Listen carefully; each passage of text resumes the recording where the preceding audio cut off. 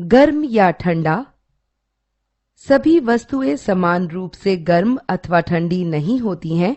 कुछ वस्तुएं दूसरी वस्तुओं से अधिक गर्म होती हैं, जबकि कुछ वस्तुएं दूसरी वस्तुओं से अधिक ठंडी होती है। हम यह कैसे ज्ञात करेंगे कि कोई वस्तु एक दूसरे से गर्म है अथवा ठंडी? आप में से अनेक लोग यह सोचते हैं कि हम छूकर बता सकते हैं कि वस्तु ठंडी है अथवा गर्म। आइए हम इसे एक क्रियाकलाप के द्वारा देखते हैं। 3 कंटेनर लेकर उन पर A, B तथा C अंकित कीजिए। कंटेनर A में ठंडा पानी भरिए, कंटेनर B में गर्म पानी भरिए तथा समान रूप से गर्म और ठंडा मिश्रित पानी कंटेनर C में भरिए। आप क्या देखते हैं?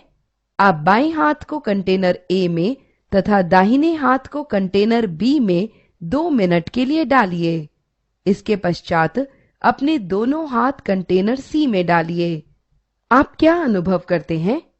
आपके बाएं हाथ को पानी गर्म प्रतीत होता है और दाहिने हाथ को पानी ठंडा प्रतीत होता है। क्या आप बता सकते हैं कि कंटेनर C में पानी ठंडा है अथवा गर्म? इस क्रियाकलाप से हम सीख सकते हैं कि गर्म और ठंडे में अंतर करने के लिए स्पर्श करना उचित विधि नहीं है। इसके अतिरिक्त कुछ वस्तु अत्यंत गर्म अथवा ठंडी होती है जिन्हें छू पाना संभव नहीं है। कोई वस्तु ठंडी है अथवा गर्म, यह निर्धारित करने के लिए एक मानक विधि की आवश्यकता होती है। गर्माहट अथवा ठंडेपन की इकाई तीव्रता के मापन को तापमान कहा जाता है। तापमान मापने के उपकरण को तापमापी कहते हैं। ऊष्मा का स्थानांतरण। ऊष्मा स्थानांतरण की 3 विधियां हैं: चालन, संवहन तथा विकिरण। सर्वप्रथम हम चालन के विषय में अध्ययन करेंगे। आपने देखा होगा कि आग पर रखने के कारण बर्तनों के हत्थे गर्म हो जाते हैं। जब गर्म बर्तन को आंच से उतार लिया जाता है तो वे ठंडे हो जाते हैं। क्या आप इसके कारणों को जानते हैं? इसका कारण प्रथम स्थिति है, ऊष्मा बर्तन की तली से स्थानांतरित होती है जो कि सीधे आग के संपर्क में है। दूसरी स्थिति में ऊष्मा बर्तन से अपने आसपास के वातावरण में स्थानांतरित होती है। ऊष्मा गर्म वस्तु से ठंडी वस्तु की ओर स्थानांतरित होती है। ऊष्मा स्थानांतरण की इस प्रक्रिया को चालन कहते हैं। क्रियाकलाप। लोहे की एक छड़ लीजिए और इस पर मोम के छोटे छोटे टुकड़े बराबर बराबर दूरी पर चिपकाकर इसमें छोटी छोटी लोहे की कीलें लगा दीजिए। इस छड़ को ईंटों के बीच फंसा दीजिए। अब छड़ के मुक्त सिरे को गर्म कीजिए। लोहे की कीलें एक एक करके गिरनी प्रारंभ हो जाती हैं। आप क्या देखते हैं? ऊष्मा गर्म सिरे से ठंडे सिरे की ओर स्थानांतरित होती है। यही चालन है। ठोसों में प्रायः ऊष्मा का स्थानांतरण चालन विधि से होता है। समुद्री तथा स्थलीय समीर। समुद्री समीर वह वायु है जो दिन के समय उत्पन्न होती है और समुद्र से स्थल की ओर बहती है। आइए देखें यह कैसे होता है। शीघ्रता से गर्म होना तथा शीघ्रता से ठंडा होना स्थलों का गुण है।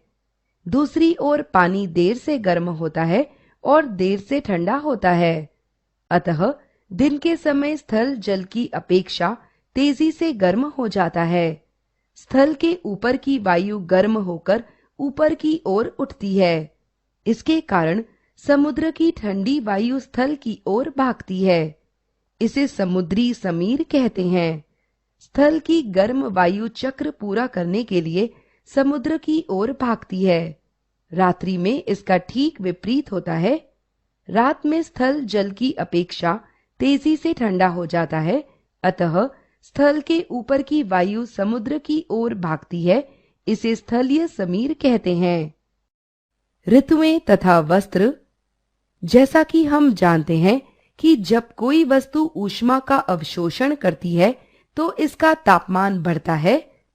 क्या सभी वस्तुएं समान दर से ऊष्मा का अवशोषण या उत्सर्जन करती हैं?